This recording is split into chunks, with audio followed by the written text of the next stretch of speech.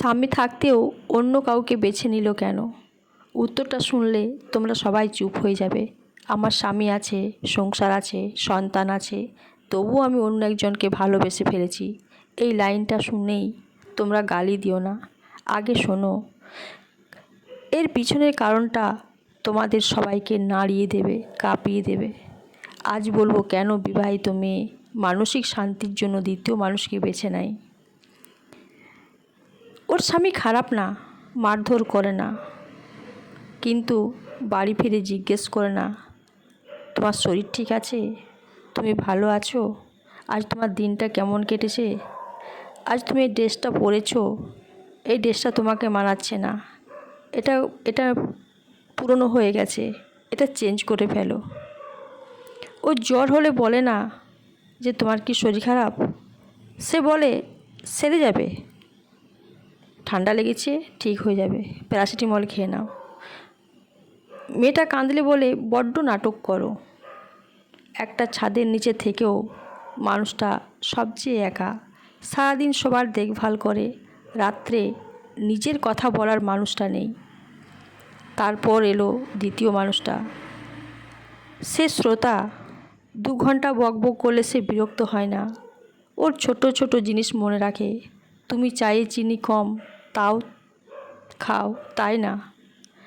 ও কাঁদলে জড়িয়ে ধরে না, পাশে বসে বলে কাঁদো, আমি আছি, তুমি চুপ করো, কেঁদো না, আমি তোমার সঙ্গে সবসময় থাকবো, তোমার পাশে থাকবো। ওই মেয়েটা কোথায় পড়েছে জানো? ওই মেয়েটা মানসিক শান্তির প্রেমে পড়েছে, যেটা নিজের ঘরে 10 বছর সে পায়নি। এখন তুমি বলবে ও চরিত্রহীন। আচ্ছা, একটা প্রশ্ন করি, একটা গাছে যদি 5 বছর জল না দাও, তারপর অন্য কেউ 1 মুখ জল দেয়, গাছটা কি দোষী, নাকি যে জল দেয়নি সে দোষী? মেয়েরাও তো মানুষ, পাথর না, ওদের কথা বলতে ইচ্ছে করে, গুরুত্ব পেতে ইচ্ছে করে। তোমার সুন্দর লাগছে এই একটা লাইন সব মেয়েরা শুনতে ভালোবাসে। তাই প্রতিটা স্বামীকে বলছি, স্ত্রীকে শুধু খারাপ আর কাপড় দিলেই কর্তব্য শেষ হয় না। তাকে সময় দাও, ওর কথা শোনো। ও অফিসে যায় না, কিন্তু ও লড়াই করে 24 ঘন্টা, সংসার সামলায়, একটা যুদ্ধ করে। বাইরের মানুষ 10 মিনিট সময় দিয়েই ওর 10 বছরের অভাব ভুলিয়ে দিতে পারে, আর তুমি 10 বছর থেকেও 10 মিনিট সময় দাও না। তাই বিচার করার আগে কারণটা বোঝো। কোনো মেয়ে শখ করে সংসার ভাঙে না, শুধু একটু মানসিক শান্তি চাই, একটু সম্মান চাই।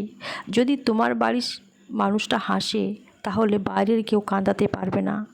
এই ভিডিওটা শেয়ার করো, প্রতিটা স্বামী আর স্ত্রীর কাছে পৌঁছে দাও।